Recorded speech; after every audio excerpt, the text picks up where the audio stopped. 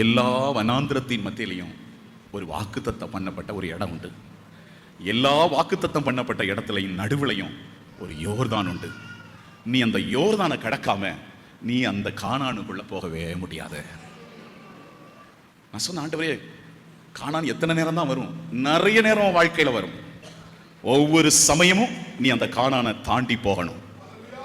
ஏன்னா நான் மோசையோடு கூட இருந்தது போல உன்னோடு கூட நான் இருப்பேன் என்பதை வெளிப்படுத்துறதுக்காக யோர்தானை உன்னை நான் தாண்ட வைப்பேன் என்று ஆண்டவர் வெளிப்படுத்தினார். அல்லேலூயா.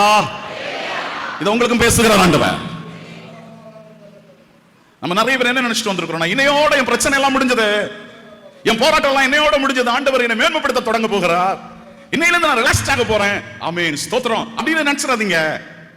ஒருவேளை இனி உங்களுக்கு பாடுகள் அதிகம் இருக்கலாம். ஒரு சத்தியத்தை அறிஞ்சுக்கிடுங்க, நாம போற பாதை வனாந்திரம் தான். ஆனா நம்ம எல்லாரும் ஒரு வாக்கு பண்ணப்பட்ட தேசத்தை நோக்கி போய்கிட்டு இருக்கிறோம். வனாந்திரத்துல பயணப்படுகிறவர்கள் அறிஞ்சுக்கிடுங்க, உங்களுக்கு வாக்குத்தத்தம் பண்ணப்பட்ட ஒரு தேசம் உண்டுங்கிறத அறிஞ்சுக்கிடுங்க. ஆனா நான் சொன்னேனே, நாம இப்போ ஒரு காலத்துக்குள்ள வந்திருக்கிறோம், மிக சமீபமான ஒரு காலத்துக்குள்ள வந்திருக்கிறோம்னு. இவ்வளவு நாள் நெடுந்தூரம் வனாந்திரத்துல பயணம் பண்ணி இப்போ வாக்குத்தத்தம் பண்ணப்பட்ட தேசத்தின் அருகில் வந்திருக்கிறபடியாய் நீ யோர்தானை கடக்க வேண்டியது உள்ளது என்று ஆண்டவர் சொல்லுகிறார். எத்தனை பேர் நான் சொல்லக்கூடிய இறைவார்த்தை புரிகிறது?